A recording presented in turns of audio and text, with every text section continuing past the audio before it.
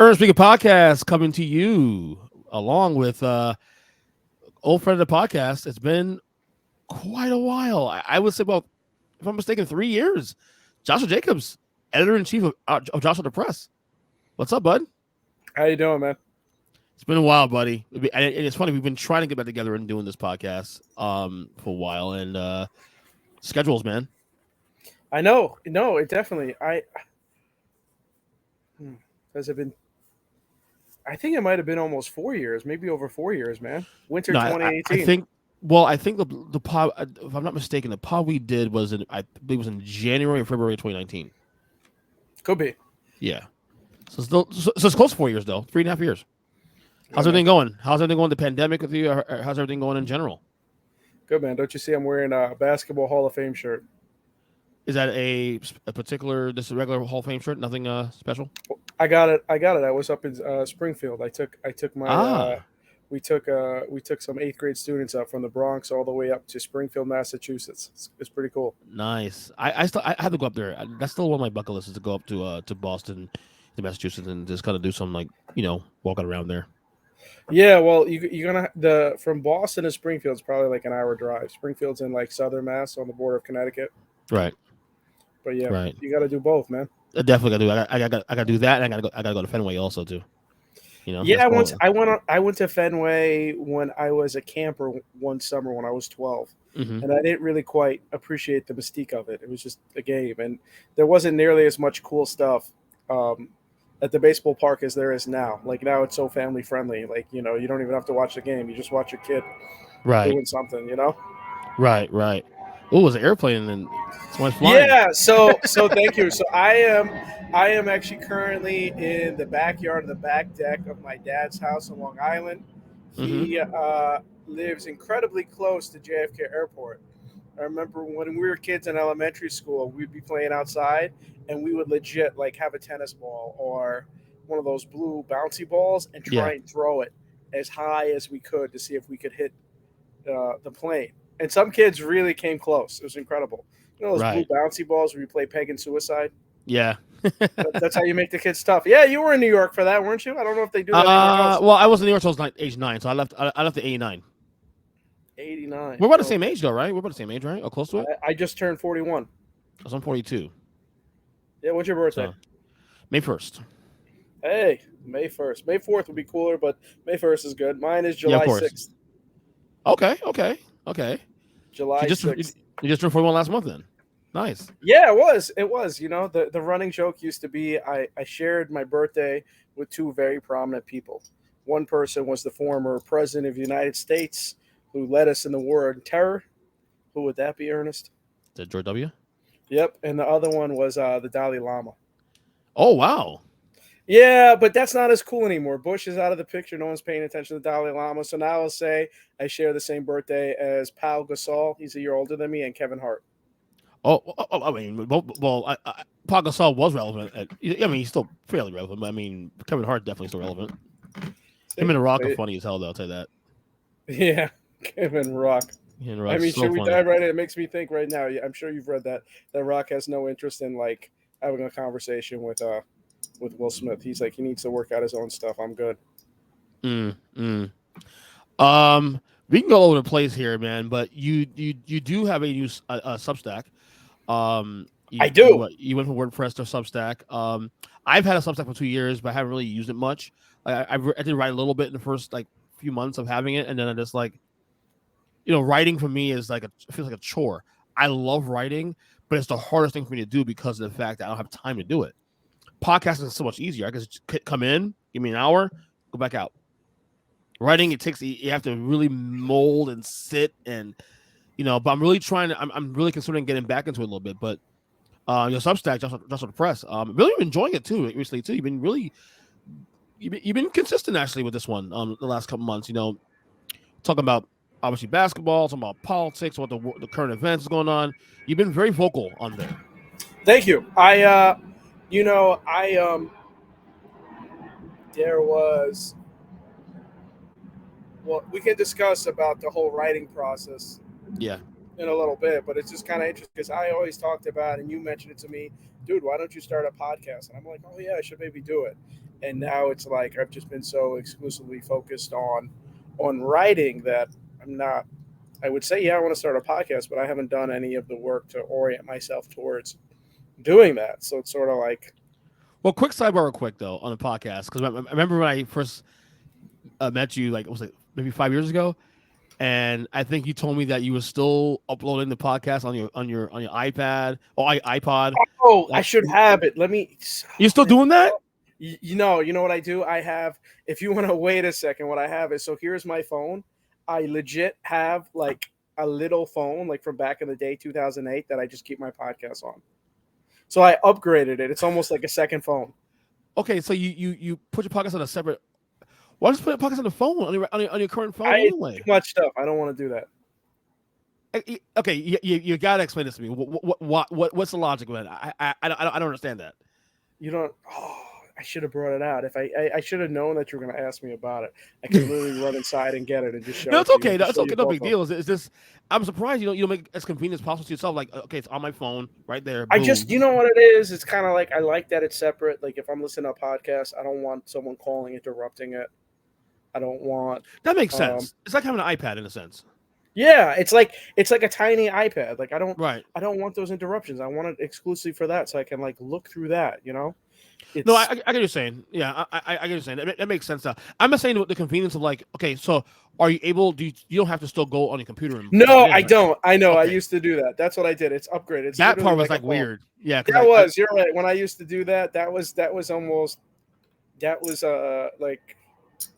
In some ways, I'm like a low-key Luddite because certain things like new technology just takes a while for me to get. Like my first iPhone wasn't until May of 2017, and now that I have an iPhone, I can never go back.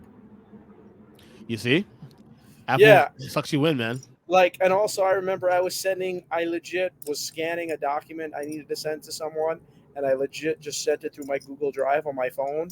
And I was in a rush and I was out with my dad and I'm just like, all right, let me just do it. We're in a diner. Because usually I would literally like scan it and then like save it to the drive. And then I wouldn't open in the drive until I was on my computer and then email it. But there I just did it. And I'm just like, we forget how incredible technology is sometimes.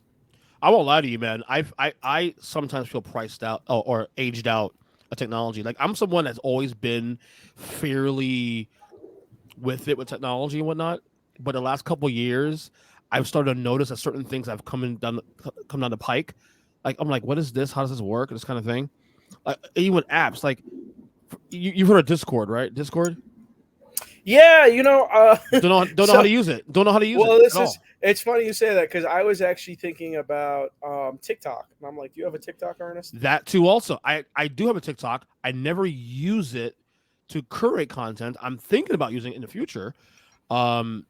But I've never actually created content there. But that's something that's actually a topic on my podcast recently. I think my last solo I did, I discussed that. You know, talk about like, should I use it going forward? Should I not use it?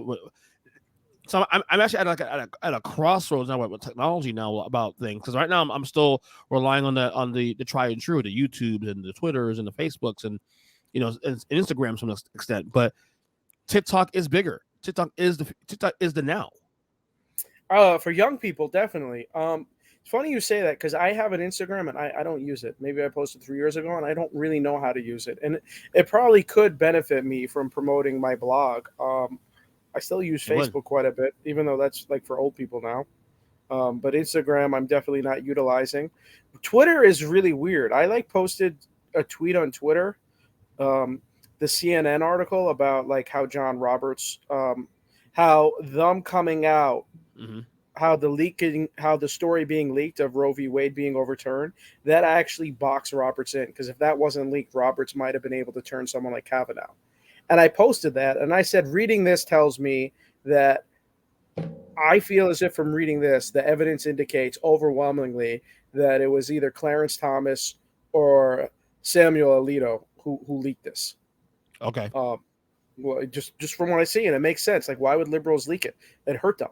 And I tweeted that and I posted on Facebook. No one commented on Facebook, but I literally had like 8 retweets and 25 likes in like people ignore my Twitter, and this one was like incredible.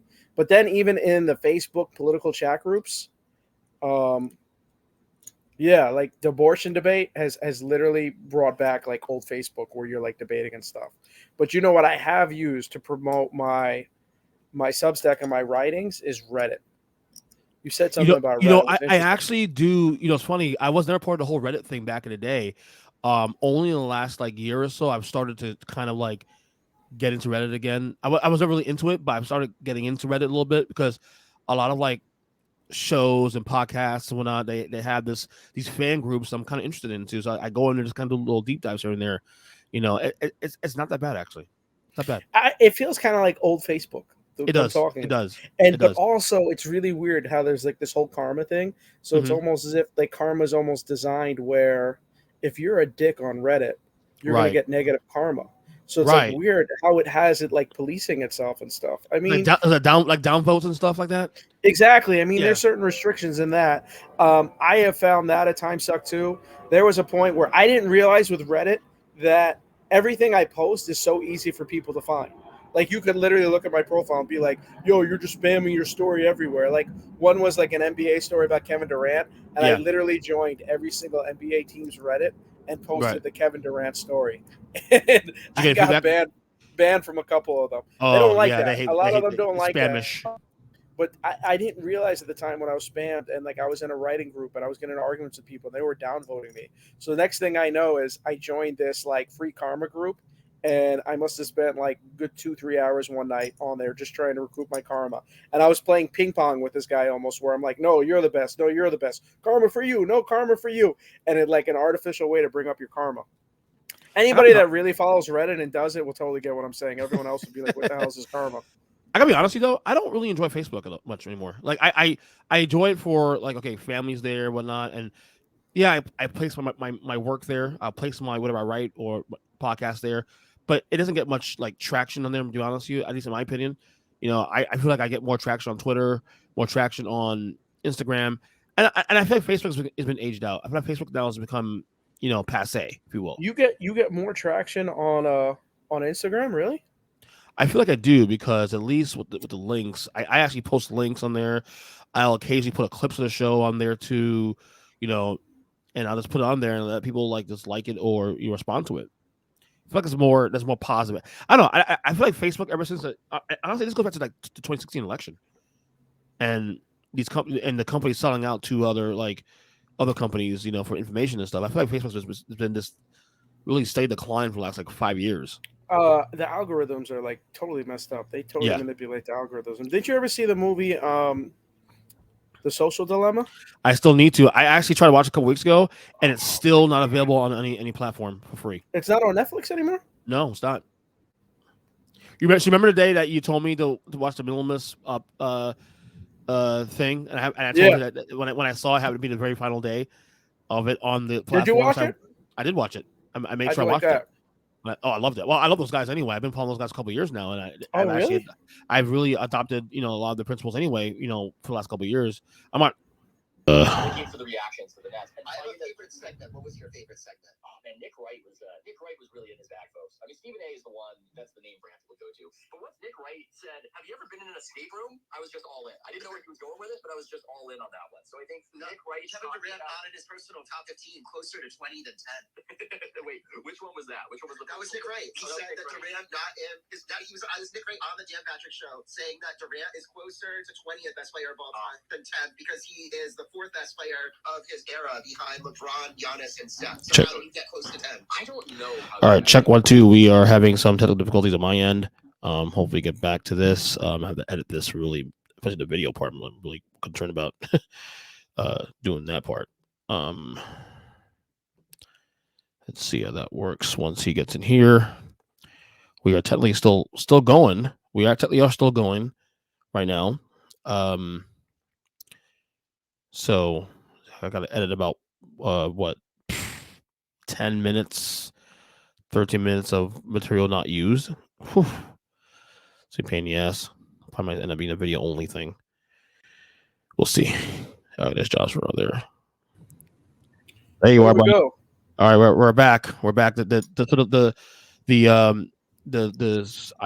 probably, if I can't edit this video by the time I put this up, I'll probably just put it audio only for now. But all right, in 5, 4, 3, 2. Okay, we're back. After almost 14-minute layoff here due to computer issues.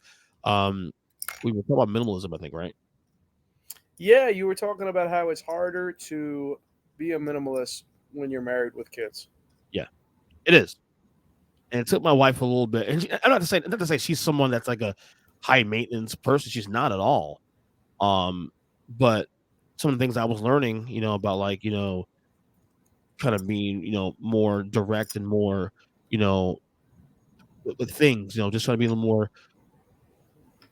I've got the term to use with that, but less is more kind of thing and all that. She finally got that, and she started really like the last couple months she's been on like a binge right now to like get rid of crap in the house that we've had for like a couple of years now that we've out of nowhere built up all this. Having kids, of course, you get all these things in the house, and then you realize like all this shit we have in the house, we don't need it right now. It's like so much crap in here we don't need, So she's kind of on that spree now where we want to get rid of all the crap in the house and stuff, and that's her bag. Did you watch Minimalism with her? No, I didn't watch with her. No. Okay. I'm sure I'll find a home somewhere, and when they find a home, I'll probably end up having her watch with me. Oh, you guys are gonna buy a house soon? No. I'm saying that. Well, she's opposed to buying a home at this point. That's another it's another conversation. Now, I'm kind of with her on that one to some degree. I like renting. There's I know it's kind of controversial to say that, especially now with there's a freedom in that. You know who's really big on renting? Who says you should always rent is James Altucher. Really? What's his perspective? James Altucher is kind of like the kind of geekier version of Tim Ferriss. Are you still on Tim Ferriss kick? What was the last Tim Ferriss podcast I listened to? There was one I listened to that was quite good. I can't remember it. I don't listen quite as much. I don't listen to Joe Rogan nearly as much either. Well, the thing with Rogan for me has been tough is the fact that, and yeah, I do have Spotify, but all my content is on one place. I have to remember to go check Rogan on Spotify. And I have to remember that, I just don't. Although Bill Simmons does stuff on Spotify too, though. Yeah, but he's one of the first ones to go over there. Some of his material on The Ringer is exclusive to Spotify, of course. But his main show is still all over the place. It's still anywhere. You're right. It is. It's true about that. But it's interesting you say that. So I guess we'll go back to the Substack. Yeah. Are you enjoying it there? I am. Two people motivated me. One person is a direct friend. It's actually my my older daughter's mother. She has a Substack really bad taste, and she was the one. You got to switch it. It's really good. It's going to be great. And the person who I know, we've had conversations about him before. I learned about him on Bill Simmons' podcast and then on Colin Cowherd's podcast, The Volume, and he makes guest appearances on Colin Cowherd's show every now and then, is Ethan Strauss.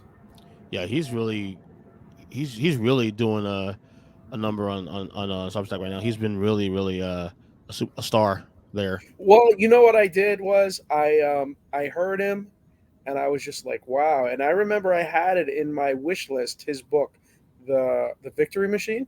Mm-hmm. Is that what it is? I think it's called The Victory Machine. Yeah, I think it's the one on Kevin Durant, right? Yeah. And I read the book. I really liked the book. And then I was just reading. Then the next book I read was his Substack because I was way behind. And I was reading I don't know, some of his stories, his stories can be anywhere 10, 20 minutes long. You know what I mean? They're long form pieces. And sometimes it depends. There's some nights I would read 4 or 5 stories one night. And then when I was done, it's you almost have to wean yourself off because it's he's only, coming out with one story a week or one story every 10 days. Right. Just he's doing more of the podcast thing. And sometimes I'm podcast. I really like reading his stuff. But some of his podcasts are really good. No, I really enjoyed his stuff. I wouldn't call myself a fan of his back in the day because I know about him for years. I'm an NBA junkie, so obviously you get into NBA junkie, and I've done some dabbling in NBA media through the years. So obviously you get familiar with certain names, but not heard him be on ESPN for a little while. So Ethan Sherwood Strauss is always one of those names you kept throwing around, but him doing his own thing. It's funny, like he's become a star in a sense where, but in a way where it's been kind of like he took a chance on himself to do something, that was so against the norm of doing media. And from what he said, he's making more money now just doing it on his own than he would have been doing it with working with ESPN or The Athletic for that matter. Well, he's a really talented writer, and he really is. He kind of provides an interesting angle that's like different, like he's coming out with stuff talking about how with the Woj bombs, Wojnarowski, he's like sharing agents with certain players, which compromises how honest he is with his coverage. Yeah. And you kind of see it with ESPN altogether. It's like all those guys seem like they're in agents' back pockets. They're like speaking for the players, this whole player empowerment. So Strauss is kind of thumbing his nose up, being like, no, I don't think player empowerment is cool. I don't think it's good for the league. Like he's saying what a lot of people think but are too scared to say. Yeah, he's been people will say polarizing. I disagree with that. I think he's just being honest, and he's being a bit more. I mean, you want to call him contrarian, fine, be contrarian, but I think he is. I like people, whether I agree or disagree with what they're saying politically, socially, whatever it may be. I do like folks who make you think. Perspective, and I feel like Ethan Strauss is that guy. Like, of course, people are going to say, "Oh, so he's challenging thoughts on certain things that should be, easy to just say yes or no." He must be MAGA, he must be Republican, he must be conservative, and that's just not necessarily true. He reminds me of me in a lot of ways because I'm someone that, while I'm pretty moderate when it comes to, we've discussed in the past about my political journey and all that. I'm a moderate. I've leaned left a lot more, especially socially. I'll go for and say I'm a lot more. I'm very left socially. Definitely more to a little more conservative when it comes to like I'm still a capitalist and all that. I believe in free markets and all that stuff. But I'm also believe in common sense, and I also believe in perspective. And I'm not someone that wants to be in a silo.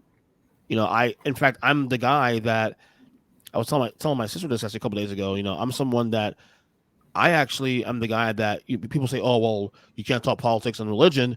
Oh, no. Not only do I disagree with that, I seek that out. I seek out people with opposite from me. So I want to hear the perspective. I hear you. And this podcast is exactly that platform. What is the perspective on things? Now, obviously, if you're a racist son of a bitch and you're hating son of a bitch, whatever, that's a different story. But people who have different perspective, because I still firmly believe that on basic principles of human beings, most people agree with each other, at least 75% of the time, even politically to some degree. On the basic fundamentals of life, I would dare say 3/4 of people in this country or in the world, for that matter, agree with each other. It's a lot of it's how we get there. You're right. Another Substack star who I actually was following before I was even really aware of like what Substack actually was. I just was getting his emails. Was Matt Taibbi Substack? I follow him too. Yeah, no, so one of my most popular posts I ever wrote on Substack was the 5 books I gifted the most.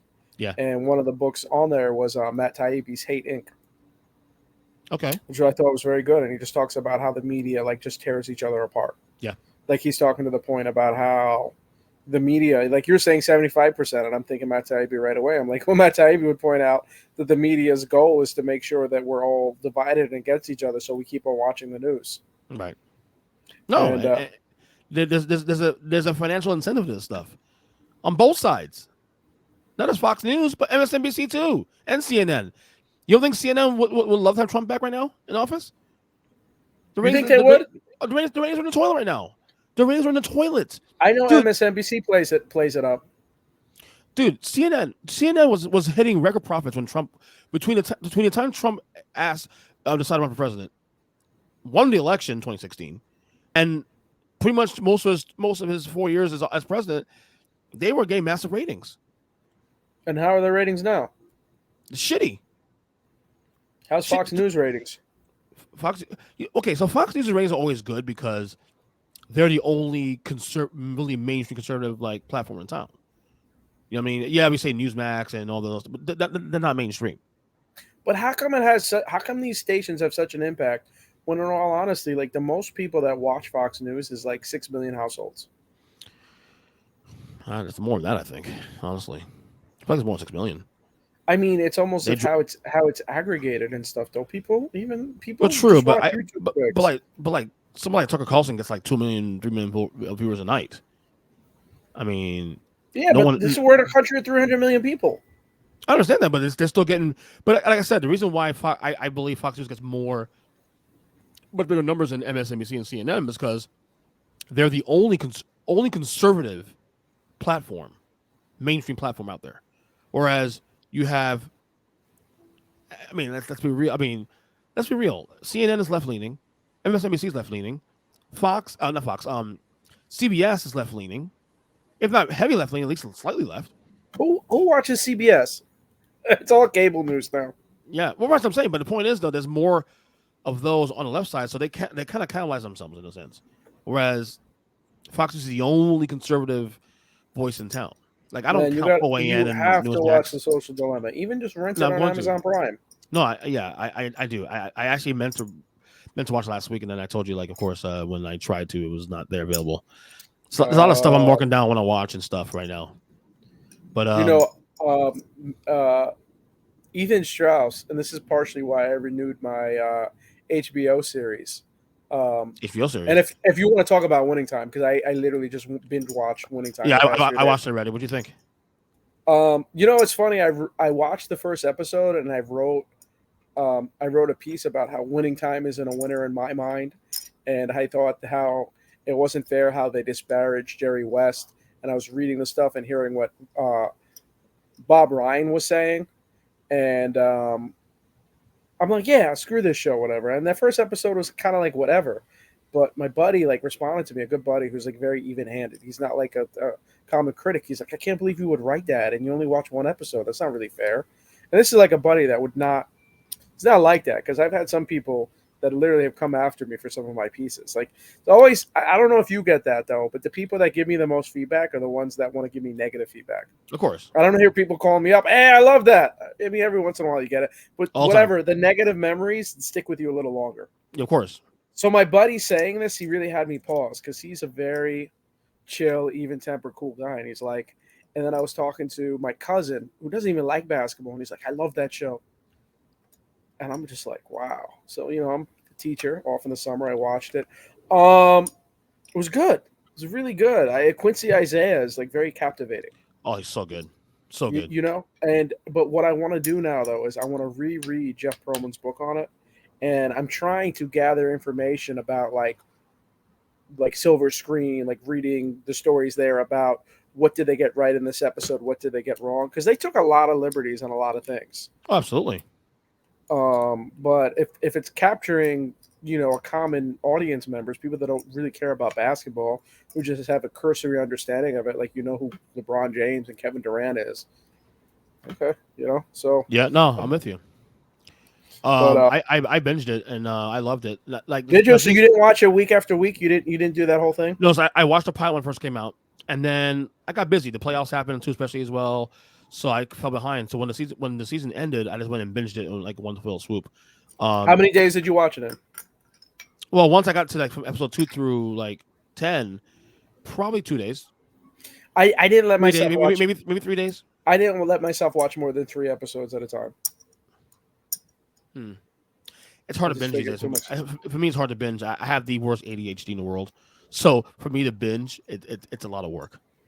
like right now, for example, I'm watching Succession right now, for example, on HBO, which I love. I started the show a couple of years ago with my wife, and then we've watched the first 2 episodes, and she said, "I'm done. I don't want to watch this anymore." And so it became my show pretty much.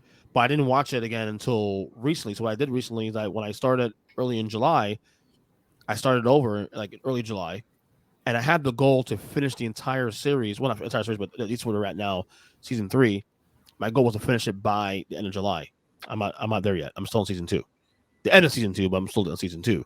So my point is, the point of my whole dribble there is that, me and binging is not. I have the worst ADHD because, like, for me, content and following content, and whether it's streaming, podcasts, or other things I'm into, it's tough. I'm overwhelmed by it. You know what? I could probably count the number of shows that I've watched, like season after season, on less than 2 hands over the years. Right. I mean, if I go back, I think once streaming became popular and stuff, Friday Night Lights. Yeah. I remember I watched. They stopped like midstream season 2, I think. And so I watched the first 2 seasons, and then I went away to the Peace Corps for 2 years. And then I remember, I don't know when it came back out, but I remember I kept on rewatching the first season with people. Like at the time, my older child's mother, we watched season 1, part of season 1, and then she's like, let's skip to season 4 and watch Michael B. Jordan. I'm like, okay. Because I already watched like seasons 1 through 3, and then we finished at seasons 4 and 5. Friday Night Lights. When my daughter was born, we binge watched Breaking Bad. We used to watch together Orange is the New Black, although when we separated. I didn't finish it, though. Yeah, no, what happened was once we separated, I didn't watch the last season. She told me it wasn't as good. Because some people, you watch it with them. Mm-hmm. Like we watched Jessica Jones season 1. She told me she watched season 2. We watched Luke Cage season 1. I don't know if she watched Daredevil with me season 1, but I stopped after season 1 with Daredevil. Yeah. One show I'm kind of ashamed to say I have not seen yet that I keep on saying for years I've wanted to watch, and you're probably going to be like, Josh, what's wrong with you, is The Wire. Don't feel bad because is that playing again? Let it pass. You know, my sister, when she had friends over and stuff, from like, because I live like really close to Queens, right? I should say my dad does. When my sister had friends over from Eastern Long Island, like she had one friend who would like sit on the back and he was amazed. And it was Saturday night, so there was like tons of planes coming through, and he was like counting the minutes. He's like, "Oh my god, every 13 minutes there's a new plane going over your head." You get used to it. I mean, to you, you're probably like, "What the hell is this?" I'm okay with it. One of my really good buddies, he's a regular on the podcast too. Eddie, he's in Pittsburgh. He lives next door train tracks. We did a podcast actually a year ago this month, and we were talking, and all of a sudden we hear the trains come by, so we had to pause like a couple of seconds. You have amazing memory, you know, people. I do. It's cool. The thing is, part of it too, though, is I get it because it's like if you do something that you're really passionate about, you remember exactly when. It kind of gives you like the demarcation. Yeah. Like I think sports fans often have better memories because to me, like I started watching the NBA, and I'm like you. I'm a diehard NBA. I love the NBA. You know, I mean, football I still follow a little bit. Yeah. Not as into it. And I remember before the podcast, you telling me to baseball. We could talk about it too. If I'm around someone into baseball, I'll talk about the NBA. 91, 92. 92 finals, Michael Jordan 3-pointers. So from like 92 on, I can name every NBA champion. You know, I can remember a lot of the series and stuff. You know what I mean? Like different kind of things happening. I can name every MVP, every finals MVP. But, you know, it gets like a little bit blurry in the 80s. You know, there was always all this talk about how, the last team to make 4 straight finals since the Miami Heat was the Celtics. Well, before that, the Lakers, Magic Johnson, the Lakers did it. No one talked about that. Like, Magic was in the finals, like, his whole career. Yep. Like, he missed, what, like 3? Yeah, like, that's correct. Incredible. He went to 9 finals in 12 years and won 5 of them. I know, but that's incredible right there. Mm-hmm. But still, and this is what I think about now, too. And I don't know. I know the MJ versus LeBron debate is old and tired, though. But it's been old and tired since 2015. But the thing is, the last team to three-peat since Michael Jordan did it twice was the Shaq Kobe Lakers in the early 2000s. It hasn't happened again. Mm-hmm. Like we're around the same age. I mean, at the time when you saw the Bulls three-peat twice and the Lakers did it, you kind of thought, "Oh, okay, this is common in the NBA." The Warriors almost did it though. They should have done it. Almost. Is 3 and 4 years. 3 and 4 years. 3 and 4 years. And the year they didn't do it was the year 173 games. 3 and 4 years. Also, you could say that 2019 they could have three-peated though. Yep. I mean, that was for them. Klay Thompson doesn't go out. I mean, not even Kevin Durant. They could have come back from 3-1 and won that thing. Yeah. I mean, Kawhi seemed like he was on his last legs. So where would you rank that dynasty then? The Warriors dynasty. It is a dynasty for the record. Where'd you rank it? All time. Good question. I don't like the Warriors, so I feel like I'm biased. You know what I mean? You don't like the Warriors? No. Why? You don't like Steph Curry? I begrudgingly have grown to appreciate him more. I just felt as if during the whole time, those 2 seasons he won the MVPs, everybody was on the Steph train so much. But obviously, his body of work consistently just getting better and better. But I don't know. It's like when people zig, I want to zag. Yeah, I mean, I'm okay. I'm cool with that. But if sometimes what's obvious is obvious. Like when Michael Jordan was winning his titles in the '90s, like now granted we were a lot younger back then, so we couldn't necessarily have the mindset to understand, the zag. But if someone's great, and that's just what it is. No, it's absolutely. I hated dude, Josh. I hated the Bulls in the '90s. I hated them. I'm a huge Knicks fan too, but I didn't hate the Bulls. I hate the Bulls. I hate Jordan. But I understood. Not because. But you're a Heat fan. I'm a Heat fan, exactly. But why? Would I did like Ewing though. I did like Ewing. I won Ewing in the ring. But I recognize Jordan's greatness. He's the GOAT. There's no debate about that for me. How many times have you watched The Last Dance? Just one time. That's it? Yeah, one time. But I've I know everything. I know most of those stories I'm pretty much familiar with, though. To be honest, are you? Well, the Jordan Rules. I own the Jordan Rules book for years. Did you read? Did you read Playing for Keeps? David Hopkinson's Playing for Keeps. I read it, but I own that book. That also was in my piece with Matt Taibbi. There are 5 books I give to the most. That's one. Of the books. Wow, okay. Yeah. The guy that wrote the Jordan Rules, Sam Smith, has been on this podcast multiple times already.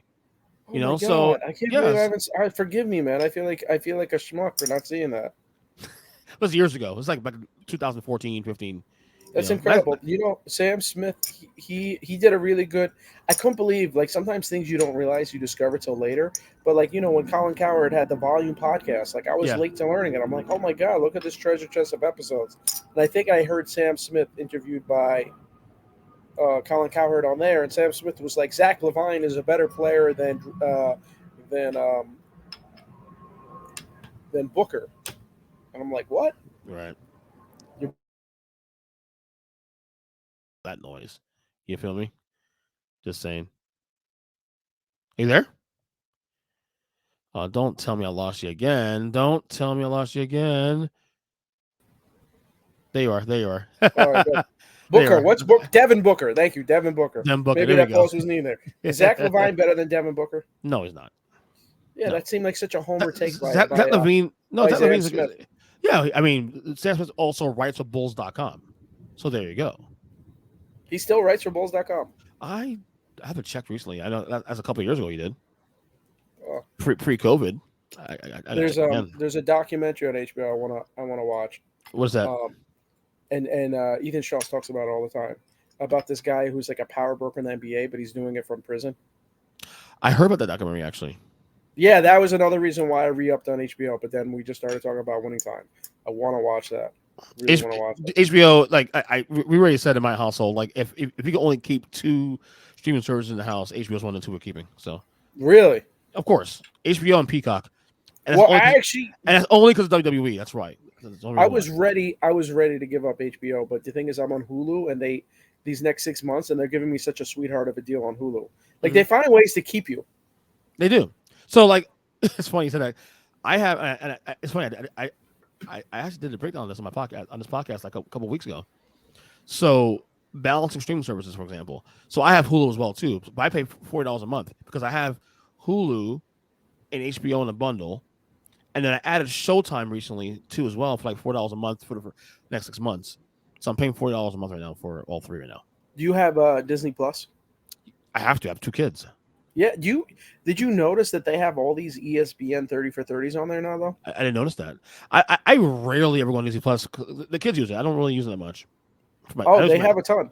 There was this is another show. I always find myself liking like random sports shows.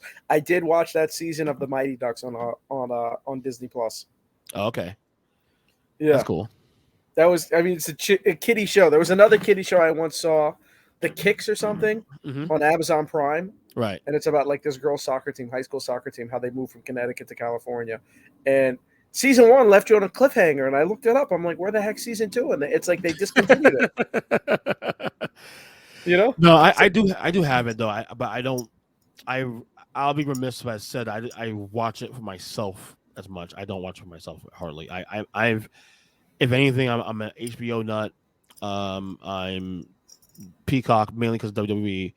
How old are your kids? 9 and 5. Oh yeah, so a little older. My girls are 8 and 2. So Okay. sometimes we'll flick on Luca. Yeah. Actually, we haven't watched Luca in a while, but we find a go-to movie. Sing 2 is now the go-to movie in my I need to watch household. Sing 2. I love the first Sing. Oh, you will love Sing 2. Sing 2 is great. Yeah, I need to see it. I need to see See, it. that's like another idea I have. So I wanna write another piece about like the best kids movies I've watched since like 2014, 2015. Well, it's right now. Number one for me is Moana.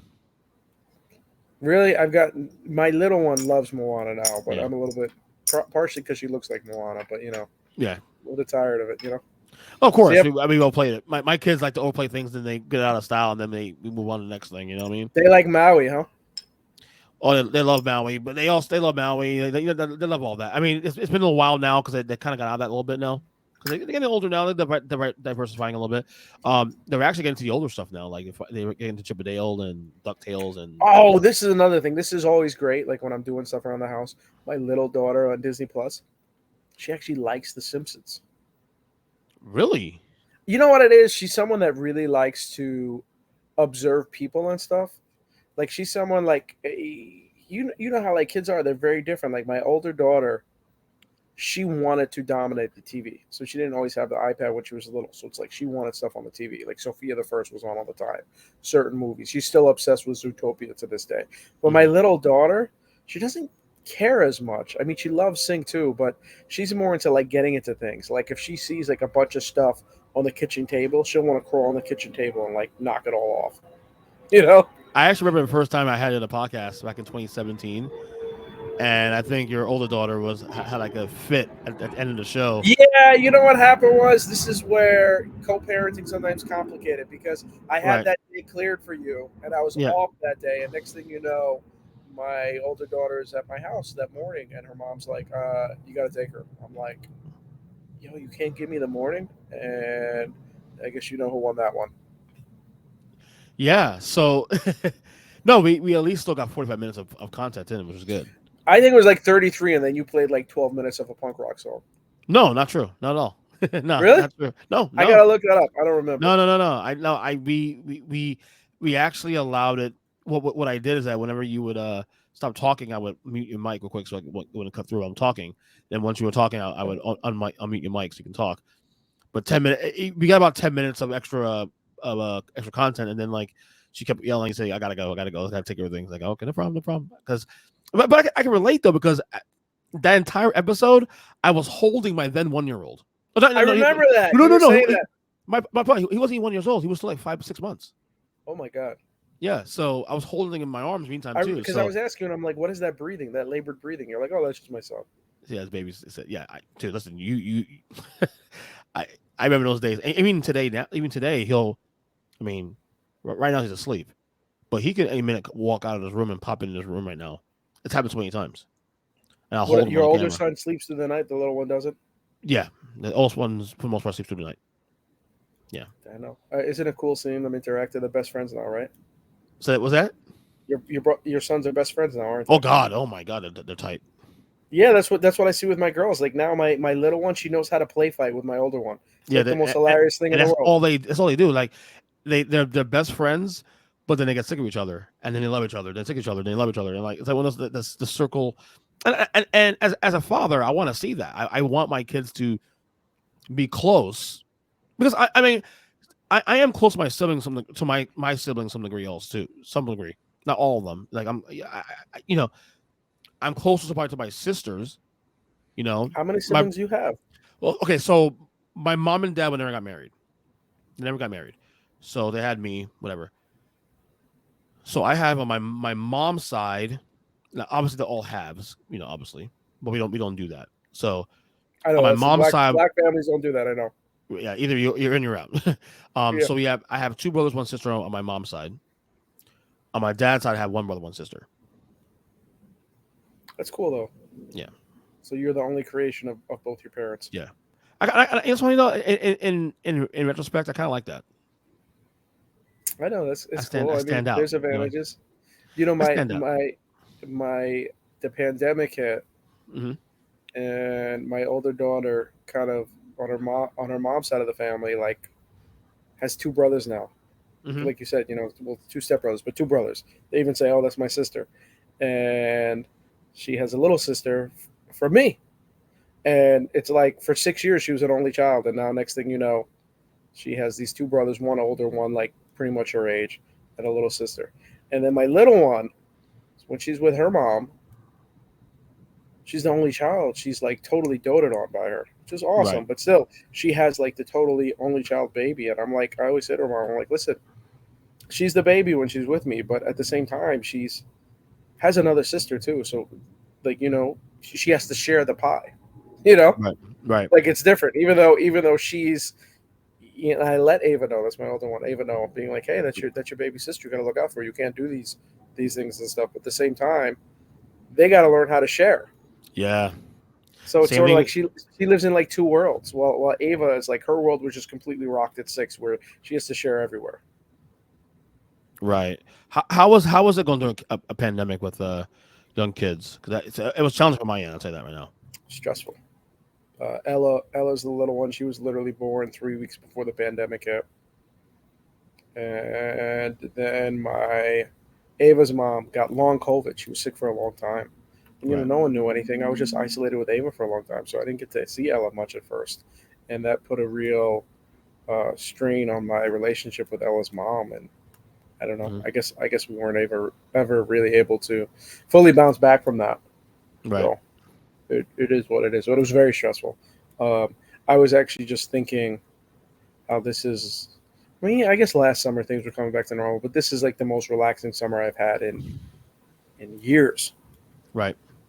Partially, I'm not taking classes, but also 2020, everyone didn't know what the heck was going on. 2021 was a readjustment for me at least, but now it's like to see my girls a little older, seeing them interact. Like another thing, and I was saying that to my dad too, is that like when you're a single child and you're bored, you're really bored.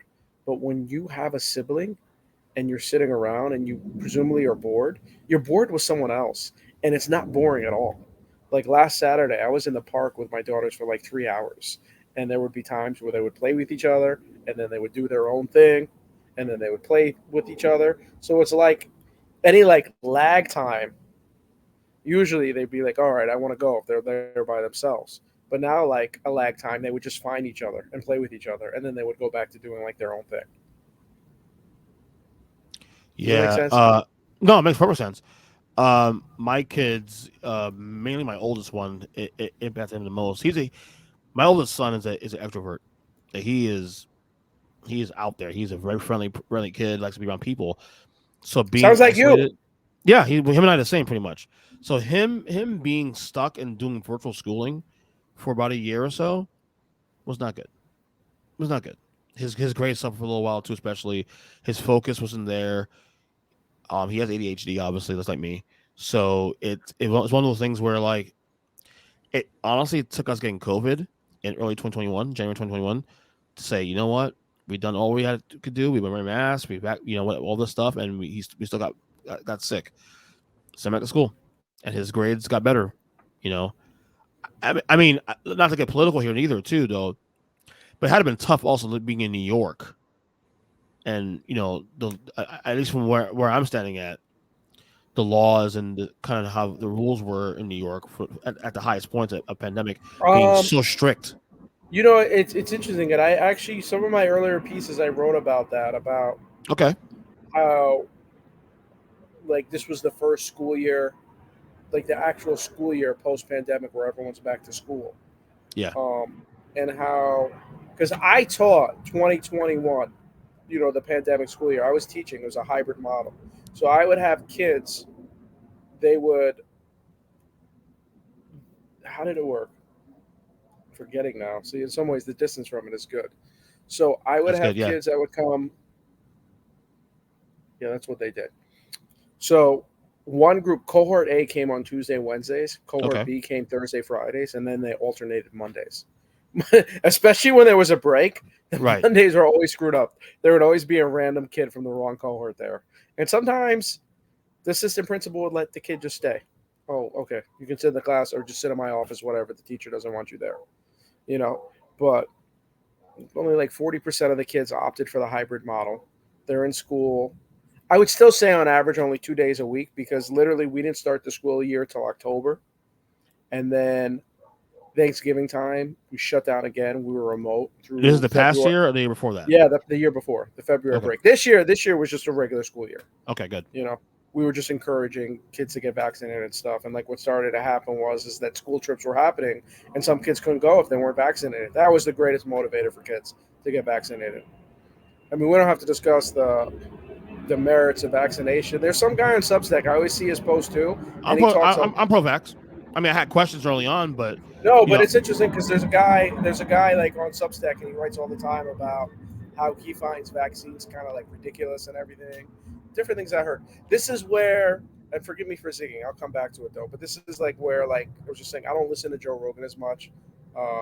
There's another guy on Substack wrote an amazing piece on Joe Rogan, just talking about just like who Joe Rogan is and this attention he's attracting. It's Freddie DeBoer. We'll talk about Freddie DeBoer in a minute. I know you heard of him. He was on Ethan Strauss's podcast earlier. But anyway, so I'm not really a fan of Joe Rogan, but if Joe Rogan has someone I'm interested in, I'm going to listen to it. Like the most recent Joe Rogan episode I listened to was Ryan Holiday. Big fan of Ryan Holiday now. That's who I'm really into. So Ryan Holiday kind of replaced Tim Ferriss for me as like that kind of podcast, like that lifestyle kind of spiritual. Well, he's more like into stoicism and stuff, ancient stoicism. But I learned about him through Tim Ferriss. Tim Ferriss, we talked about a lifestyle podcast, but Ryan Holiday is good stuff. But anyway, so going back, getting lost in my thoughts now. What was the last thing I said before that? Forgive me. You got to get me on the podcast earlier, man, because I get tired this time of night. I would love to, man. If I'm like, well, I'll tell you what though. Here's the good part about my kids. Now it might be tough for you because you teach and stuff, but my kids going to school. Both my youngest one going to kindergarten next week, especially. I get more space in the daytime now to do podcasts. While they're away anyway. That's right. I forget that the school year starts so early everywhere else but New York. Next Wednesday. Oh, okay. So now that's what I was saying. So I'm going back. You reminded me. So we were shut down from, and I teach middle school. We were shut down from Thanksgiving till after February break. Right. That was a long time. The elementary schools, I know, 3 months. 3 months. I mean, it was breaks. So that's why I'm saying, even though, like, I guess presumably 2.5 days a week, kids were only getting like 2 days a week. They were only getting 40% in learning because we had all those interruptions. So this is where you could say policy kind of messed things up because we could have gone back to school earlier than after February break. But the reason we didn't is because New York did not have enough testing capacity because there was a requirement to do random testing for kids once they come back into schools and stuff. And they just didn't have the manpower to do enough testing. So they said, okay, we're not going to send the older kids back until after everyone else, even though the cases were low, there just was an inability to send them back. Okay. I should say like an inability in the sense because of the policies in New York, like the unwillingness. Your honest opinion, though, on how New York handled COVID. What's your opinion on that? Do you think they handled it okay? Poorly? How do you feel about it? I feel like it made sense to shut the world down from March through the school year because at that point we knew so little. And it's kind of hard to say because there was someone in my community who literally got COVID like February of this past year, just before like the vaccines became mainstream. And apparently this woman didn't work in the New York City Department of Education. She worked in the suburbs. They were more strict about giving teachers medical excuses not to be there to teach remote. And she caught COVID and died. So it's hard, like playing Monday morning quarterback when we knew so little. People you still saw, because there was different variants. Like this Omicron, it seems as if part of me wonders, this is where I wonder, and I'm glad I got vaccinated, I got dosed, but I got COVID at the very end of the school year, beginning of July, like just before my birthday, and I rewatched The Last Dance. And it's like, my understanding is that the vaccines aren't necessarily protecting you from the Omicron variant. And I think maybe variants are different in different parts of the country. Like New York had some kind of nasty kind of COVID. Mm-hmm. Seemed that way. I mean, I guess every state does it the way they want to. And I once got into a debate with a teacher about it, where she said, "This is why I think the power should be with the states, not the federal government." It's what you're seeing with an abortion debate right now. Yeah. I mean, there is an argument for that though. Different states have different priorities, and different states have different, in terms of like obviously New York being very much inflated with, people there, and Florida too, and California too, and the priorities in California aren't the same in Nebraska. Same priorities in Texas, not the same in Kansas. Let me tell you, actually, it's very interesting because around the winter time, I was interviewing to do this. This was like a national tutoring company, so they would offer either online tutoring and in-person tutoring. Right. And they said to me, as a New Yorker, they're like, "Are you comfortable going to someone's home and tutoring them if they're not vaccinated?" I said, "That's fine. It's not really my business whether they're vaccinated or not. I'm vaccinated. They don't want to be vaccinated. I would still go in there." I didn't have taken the job for different reasons. So New York, apparently that was a typical answer for a New Yorker. Right. It's fine if I'm going to, as a teacher. Yeah, okay, because teachers were pretty much required to get vaccinated, and unless they left their job, they got vaccinated. A couple of teachers I did know that left, but most of them did. Like, even if they waited to the last minute. So they did, and that was the typical answer in New York. In the state of California, they asked, "Hey, are you okay with going to someone's home who's not vaccinated?" Almost all the tutors there said, "Absolutely not. I'm not going to work for you if I have to do that." Right. The state of Texas, it was the opposite. I think they said, "Are you vaccinated?" And most of the teachers were like, "No, and I'm not going to." So it's kind of like New York was kind of the between like the one extreme of California, the other extreme of Texas. That probably does not surprise you. And again, everybody that listens to the podcast knows my feelings and everything. Like, if you don't want to get vaccinated, that's up to you. I'm not for the federal government, force you to do something you don't want to do. People have different reasons of doing things they want to do. I get it. People ask my opinion, and if you have questions, of course, like I said, you have questions, you go see a doctor. Don't get your advice from some geek on YouTube. No, you're right. Okay, but that's my issue. But gun to my head, I would say that, and I don't know how they could have done it. Maybe I think that the hybrid model was smart, but I just think they should have required everyone to do the hybrid model, because we had it equipped where we're saying, okay, there's only 15 kids allowed in a class. So the max class is 30 kids. So half in, half out. Mm-hmm. I think that was sufficient. But the thing is, what happened was some kids still opted out. So, one class would have 11 kids, another class would have 8 kids. If 2 kids are absent that day, that's only like 6 kids in the class, Right. It's a weird, it's a very small environment. I'm quite amazed that we're out of that now, like, and how we survived that, honestly. Well, that's quite there's amazing. a new fear. I don't know if you're in Florida, New York. There's a new fear of this monkeypox coming out. I know so little about it, but and so the other podcast I listened to of Joe Rogan's most recent was Michael Osterholm. Dr. Michael. He's a regular there. He goes there all the time actually on that show. He's been a few times. I think he's been on there twice. Yeah, this time I think I think Rogan was guilty to put him on this last time, because Rogan gave this elaborate apology about how he didn't realize how influential he was in the anti-vax community, and he brought him on. And Osterholm was the one. I used to be really high on Osterholm, thinking he's such a truth teller, but he's not like Fauci, where he's in that government position. But his university gets a lot of government funding. Okay. So it was an interesting podcast with Joe Rogan, actually, because he was actually more honest about it, saying how he gave an example. He said, because before he was someone that was saying there's no evidence this came from a lab, none whatsoever. He's one of those people that said it. And on Rogan's podcast, he said, honestly, I don't know. He said China is never going to. There's another airplane. Okay. China is never going to allow us to go into their facilities to see what was up. But he's like, for example, the headquarters of the CDC is in Atlanta, Georgia. let's say there's a big malaria outbreak in Atlanta, Georgia. Like, what the heck's going on? Are we going to let foreign countries come in and investigate the CDC in America? Right. Yeah, like, we're not. You know what I mean? So he said, well, yeah, of course, like, it would be great. Like, we want to know what's going on with China. They're not going to allow us to.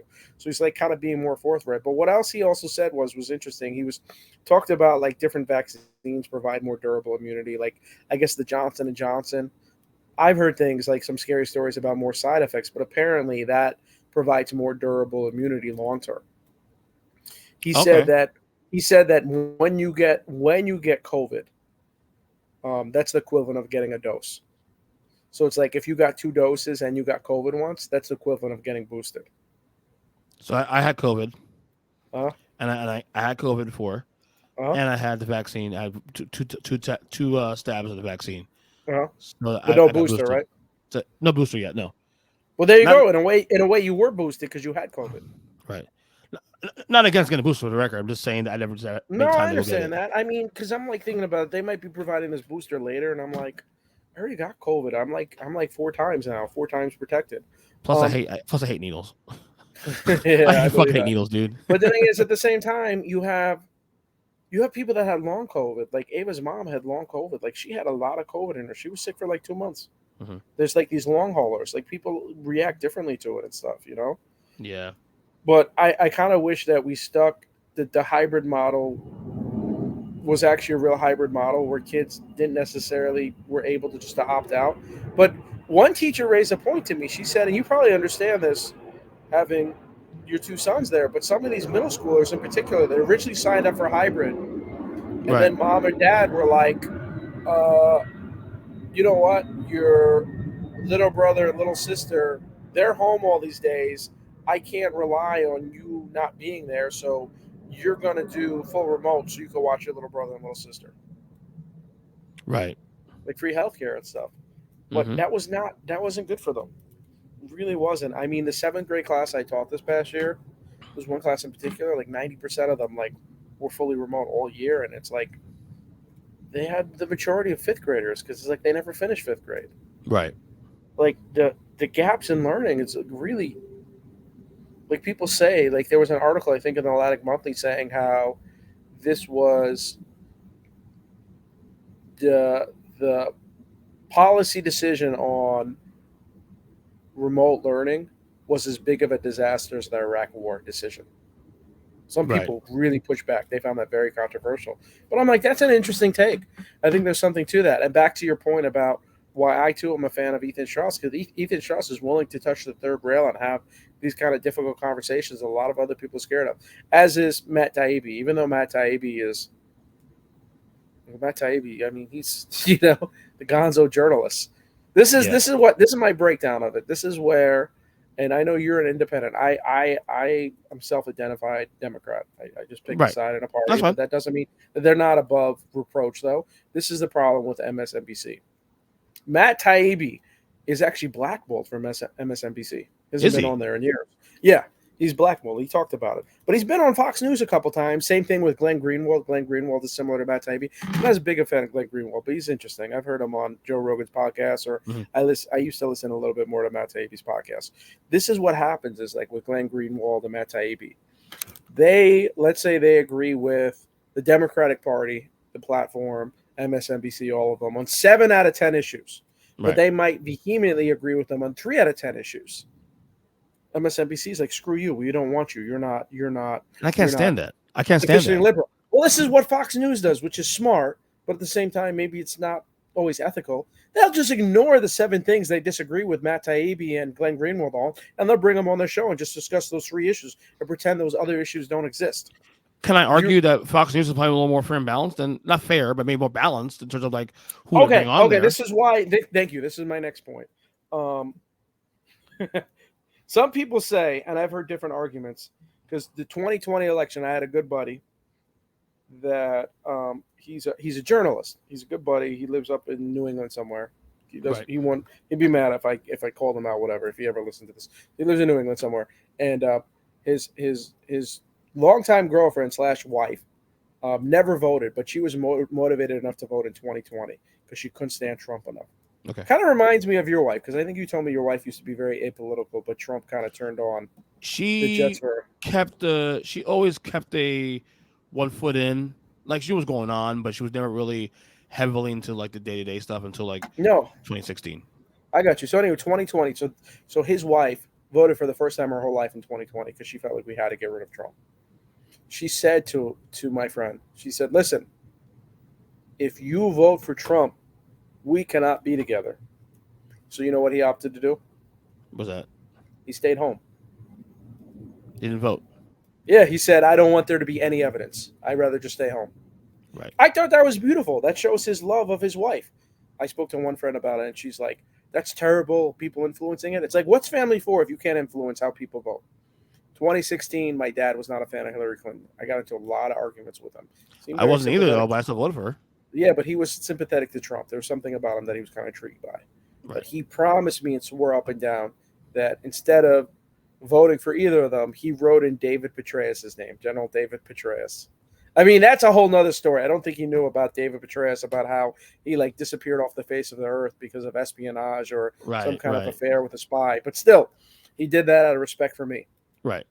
2020, I took him to vote, and he's a little older now. He needs help with things. So I kind of filled it in for him.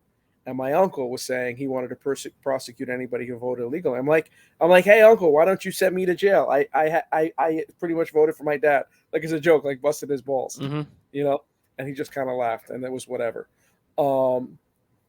He voted for Biden, my dad, this time. He soured on Trump very quickly. In a way, he says he regretted Trump, and in a way, he wishes he wasn't sympathetic to him. You know, he kind of did a total turn. He was a little bit Trump sympathizer. So do you think Donald Trump runs for president in 2024? Because I was a flat no until like recently. Now, well, the thing is, I think that the thing is the reason why I hear the Republican Party. I mean, there's so much other problems. Abortion. To me, I see abortion as a huge thing. I mean, if you saw what happened in Kansas yesterday, yeah, I saw that. These conservative voters, they voted down the amendment ban, so it might not even be that relevant, the political currents. But prior to abortion being outlawed in all these states, there was a fear among the Republican Party, because many Republicans, I don't think they're comfortable with this. They preferred to have Roe v. Wade be the status quo while pretending it wasn't, because it's always easier to bash something until you actually have to like govern. You know what I mean? Right. So I think their fear is that Trump was going to declare a run for presidency prior to the midterms, and the reason why he would declare his running is because when you're running for president, it's much harder to like prosecute you. Right. Like apparently you have protections almost as if like as a real presidential candidate. The Democratic Party got smart though. I mean, there's even talk about how like Joe Biden, for example, now is he's now mentioning Trump's name all the time. Like the Democrats, they're running on pro-abortion now, and they're running against Trump again. And that's a smart. It's smart. It's smart, but it's also also kind of like the bat signal too, because prior to the gun issue recently, all the Uvalde tragedy and all that stuff, and obviously Roe v. Wade leak that came out in May. The talk of the town was that Democrats in the midterms are going to get fucking crushed, and now they may still get crushed, but with these newer issues now coming to light now, I don't think they're going to get crushed. They might very well lose the House. They're still favored to lose the House. Right. They're favored to win the Senate. They're probably going to win some governor seats. I don't think they're crushed. They might lose the House though. But back to my point though. So do you remember when Doug Jones won the election in Alabama because he ran against that pedophile? Remember that 2018? That was 2018. Yeah, it was Roy. Okay. Roy Moore. Yeah. Yeah. So that was probably. And I remember the tax cut bill was passed. My dad was happy about that. That was probably the last of my dad being in his conservative move. My dad was someone that always went back and forth. He identified as a Reagan Democrat.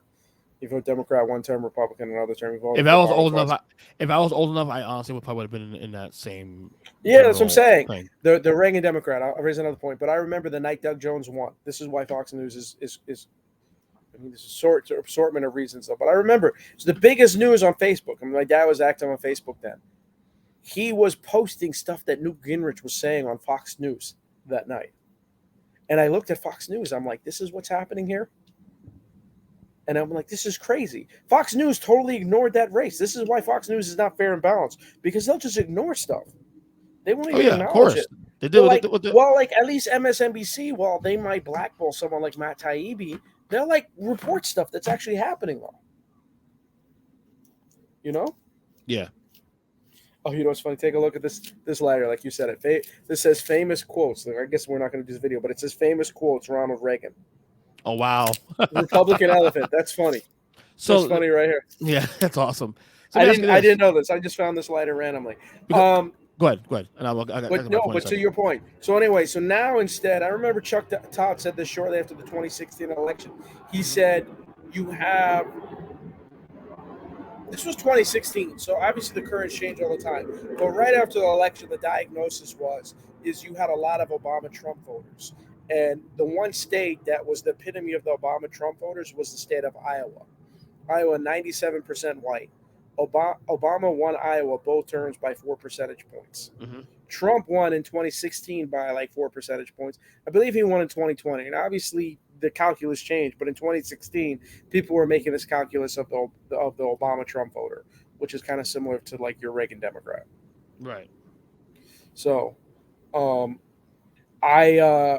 Nate Silver, I don't really listen to their podcast much, but I like the diagnosis there. And I remember the 2016 election, I was listening to a podcast and they asked him to make a prediction and he said hard pass. And it was almost as if he had a feeling, this was like a few days before, where he had a feeling that Trump was going to lose. And when I heard him speaking about the 2020 election, he said it's possible Trump could win, but it's going to be harder. So in 2016, he said Trump had a 30% chance of winning. In 2020, he had a 10% chance of winning. Wow. Some would say the reason why the Democrats almost lost the House in 2020 was because of the whole defund the police thing. They're bad at messaging. Dude, they're bad at messaging. Even Obama said it himself. They're bad on messaging. They're so bad. Yeah. You don't know how to read a room. They don't. They're horrible at that. And that's why they lose all these lean right or slight lean left voters who, I think that the issue, and this is where I think ultimately it will come down to where Joe Biden will run for re-election. These midterms are not going to say a lot. While you do have, the gun. You think Joe Biden will run for re-election? I don't know. I honestly don't know. He shouldn't. I think that's a more interesting question than Trump running or not, because Trump's running to save his ass. While Biden, him running or not, it's like, who do the Democrats have? Well, that's the question. Who do you have? But here's the problem, though. Who's in charge right now? His approval rating's in the fucking tank right now. Let's be real. Even Democrats are not happy with Joe Biden. You get what I'm saying? Well, he's racking up some wins right now, though. Okay. Well, again, I think November. We're gonna see how November rolls around. How that November should dictate how the Democrats move forward. Well, the thing is, no one's paying attention now till after Labor Day. Then you'll start to have a real prognosis. So the things I'm saying now, I could be completely wrong. But they're starting to use McConnell's playbook, which is better. But you're right though. You're right though. What you said though about the Democrats, what you said there was correct. I just don't know. Again, what did I say? Inflation was correct. I just lost train of thought. He said there. By the way, I like your background. You would almost think that you were in New York with your background there. Well, because I am a New Yorker. I'm born in Brooklyn. Come on now, you know this. But you're not in New York in the moment. No, but I am. I'm in spirit, of course. Of course. You were saying that the record of wins and whatnot, and people don't care until. Yeah, I agree with what you're saying there. The problem is inflation is still a thing. See, if inflation and gas prices, which it's coming down a little bit now. That's good news. It's coming down. I saw 325 in my area today. If that wasn't a thing, I would agree with you that Democrats can still perform well in November, and then they can actually end up Biden probably quite get the clearance to run for re-election. But because inflation is still a thing, is why I'm skeptical of November, and ultimately November will decide how Joe Biden, whether or not he'll run for re-election. And the problem is I don't know who he put up though. If he pulls the LBJ and says I'm not gonna run for election, who do you put up? Oh, so you're not a fan of Harris? But whose? Kamala's. No, I'm not. Never. But to be fair, never have been. Never have been. I mean, I don't know. No comment. I once got a lot of blowback. I wrote, I made a comment in December 2020. How I'm like, oh, way to go, Biden. Biden picked the prosecutor, and people got really mad at me, and they're like, you're gonna blow the election for us. I'm like, I have 1,000 friends on Facebook. I'm not sure that what I'm saying is gonna blow the election for the Democrats, but okay. Right. So then I wrote a piece. This was one of my last, among my last WordPress pieces. It was pretty good actually, and it was called "How I Can Be a Democrat and Simultaneously Criticize Them." So I felt like all this kind of rallying around them and stuff, and not like pointing out what they did wrong. You know what was? I didn't listen to the whole thing, but are you a fan of who is that guy? Wasby? Wasby Lambert? He's often I know of him. he's been on Bill Simmons shows quite But a few times. He goes on Ethan Strauss quite a bit also. he's a basketball guy though, right? Yeah, he Yeah. trashed Obama like crazy. When today? Recently? No, like on his most recent podcast. I guess he's been on Ethan Strauss's twice, and both times Obama came up, and he's like, I don't know why people love him. He's a sacred cow, but he's like, he was trashing him. He's like, how did Obama get funding for that Chicago library? That was from Jeff Bezos. All that money there and Amazon. How Amazon gets all this pass. I mean, is Wasby a Democrat or a liberal? I think he's probably left of the Democratic Party. Oh, he's a leftist then. I mean, I think he's kind of outside the system. I think he talks a lot about just like the corruption of politics in general. I didn't realize he was that into it. I probably should go back and listen to more of it. Yeah, he's I know who he is. The big Waz. I just never actually invested into his actual work, so I couldn't. You did? You haven't heard him on Bill Simmons though? I'll be honest with you, dude. I've cooled off on Simmons a lot last couple of years. Really? I really have. Like Simmons even for the pandemic, I cooled off on him a little bit. Like I still listen to him once in a while, but it's one of those things where like gotta be in the mood to listen to him. And what I've done to a lot of these podcasts, a lot of these bigger podcasts, because there's so much shows I want to listen to, I'll go on YouTube and I'll watch the shows on shorter clips as opposed to like watching. Yeah, that's what I do with Cowherd. Like Cowherd's sometimes with Cowherd too. I'll listen to his clips. You know who else I like? That's what it like. YouTube's become so much more. So it's sort of like, dude, it's so much more now. In fact, that I actually pay for YouTube now, YouTube Premium, because I want to. Are you serious? Yeah, dude. Is that worth it? For me, it is because I'm on there all the time, so it's worth it. So you don't get all these ads and stuff? No, I get no ads at all. Wow. No ads, and not only that, let's say I'm playing music or a podcast in the background. If I shut my phone off, it's still on, of course, but if I shut it off to where to the back of the screen, it still plays. How much is that? $17 a month. I'm a member. My favorite political website is the Political Wire, politicalwire.com. Okay. I pay $50 a year to have no ads and have exclusive content because they give like editorials on there and stuff. Yeah, and again, well informed. If you are enjoy a product that like something like that, it's worth paying money for that. No, hell yeah! But the thing is, to me, like, okay, like I'll maybe read like I don't know, 10 to 20 minutes a day of Political Wire, politics. It keeps me up to speed. I don't follow politics like the way I used to. I mean, granted, it's kind of like you build up that muscle, you just kind of maintain. We know it is though too. Also, I think because let's be real here, love or hate Donald Trump, he made you care. For 5 years, he made you care. I think people got a lot of whiplash from it. Whatever, but he made you care. My wife cared. A lot of people cared more about politics in 2016 through 2020 than they did before. True. I mean, that's how Trump got elected. You're right. Yeah, Joe Biden was. I mean, the thing that Joe Biden accomplished more than anything else for me that I liked was he made America boring again. Yeah, he turned the noise down. He turned down the volume. As our mutual friend Matt McQueen would say, he kept the government in the background. So, when's the last time you had Matt McQueen on or I spoke to him? We were supposed to do a podcast 2 weeks ago, and we should do a tripod. I would love. We were talking about doing that 2 years ago. Yeah, and both of us backed out. He ended up doing it with his wife. Yeah. Well, I think schedules got in the way, of course. Yeah, we were supposed to do one 2 weeks ago, and then I think my son had a rough. He got sick. And so there was a lot going on there. I told him we'll schedule another one. So hopefully soon. He's busy himself too. He's doing a lot of big things too himself. No, I know he is. He seems like he's been very busy. Yeah. That's interesting you say that though. But to YouTube channels, for sports content, I mean, there's so many cool basketball YouTube channels out there. Incredible. You can't even keep up with them.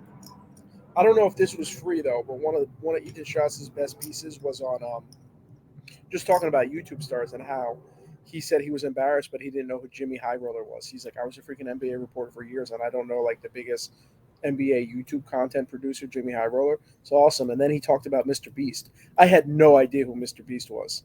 This guy is a millionaire. This guy's like 24 years old, and he's been doing like YouTube videos since he was 12. NBA stuff? No, Mr. Beast, he did he like remade the set of Squid Games. He like will say, "Oh, and you're from Florida, you should know about this." He said, walk across this little area of like a river right here where it's like you have to step on these crocodiles to the other side and you'll get $50,000. Okay. Like it's some crazy stuff. Wow. Yeah, this was so interesting. He was just talking about I feel like I've heard the name before in the past. And Mr. Beast was on Joe Rogan too. He was showing a clip from that also. That's another really cool thing. This is something that I really love about Substack that's different from WordPress is that you could literally embed the YouTube clip in there and it just like pops up there. Okay. It's like really neat. You know, like the whole, you know, even just trying like writing a couple things, like even a short piece, whatever, to get it back. Because honestly, when I saw your Substack, and I initially recommended your page, but I'm no offense, I'm not going to recommend a Substack that's not being used. Of course, yeah. Although I'm going to be using it now more going forward. Okay, I'm going to put you on. You're going to be on my recommended pages. Yeah, I hope you recommend me too. I will definitely. But like I said, I'm trying to figure out what do I want to do in terms of content. They want to make it like a regular blog. They want to make it like you could move your podcast onto there. No, I could. I probably won't, but because I've had this home now for 4 years. Yeah, I understand that. That's something that's like different. But I could probably I may be able to utilize something different on it at some point down the road though. Maybe if I build an audience to a point where like I could do like private podcasts and stuff like that. You know, Dan Lebitard has a Substack now yep. too. I'm stunned. I was stunned. I'm so happy. I mean, I think he places it. Like some people are very strategic with their Substack. Like someone like see that's my guy, Lebitard.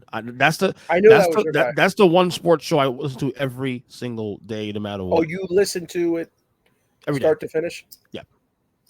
You got to get him on your pod, dude. Oh, I don't know if he'll come on my pod though, but that's like your he's like he's who else? Who are among the ones that are like, you know, like 3 or 5 people that you're like, if you come on my pod, that would like make my year. Levitar be one, of course. Political, you know, not a lot in sports, honestly, anymore. Like the only 2 guys in sports I'm still dedicated to is like Levitar and Coward. So anyway, so I was gonna say that. So for YouTube channels, the people I like watching the clips for the YouTube channels, Coward 1, Dan Patrick 2, and then a somewhat distant third is Rich Eisen. Okay. Who was just on? I still watch the ESPN clips, like first take clips, especially if Mad Dog's on there I too. mean, they jump out. You know what I mean? They're in my stream, so I'll watch them and stuff. Yeah. I mean, every once in a while, like, you know, Stephen A. Smith. I know he's like been out of commission for a while, but he's hurt. He always has like 1 5-minute rant a day that's like worth watching. Oh, I know people get sick of Stephen A. Smith, but he's still great to me. I'm sorry. I get it.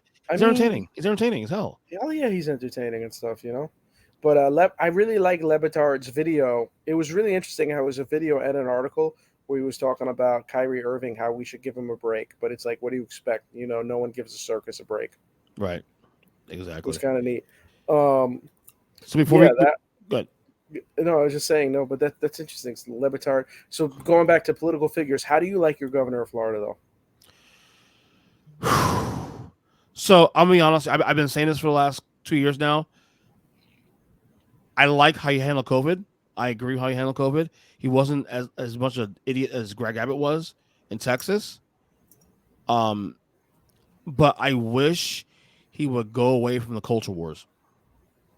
Well, You realize Florida is going to be a very, and maybe it hasn't come up yet, going to be a very interesting test case for abortion, because Florida has one of, this is what I read, my understanding, and I can try and find the article for you or the link to it, whatever. Right. Florida has like one of the highest per capita number of Planned Parenthood clinics in a state in the country. It's like right up there with New York, California. Interesting. Yeah. So it's very interesting what he's going to do, because Florida, I know Florida almost seems like it's kind of moving away from the toss-up state and It's weird. But that's the weird thing about Florida, and we'll end the show here after this point here.